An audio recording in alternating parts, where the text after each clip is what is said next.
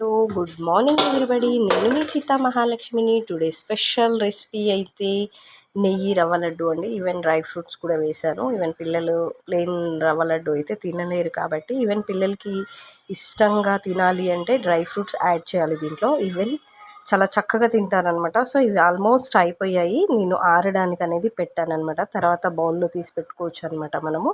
దీనికి కావాల్సిన ఇంగ్రీడియంట్స్ వచ్చేసి 1 లీటర్ మిల్క్ అండి. నీళ్ళు వేయకూడదు దాంట్లో. పావు కేజీ నెయ్యి, పావు KG dry fruits, 1 KG sugar.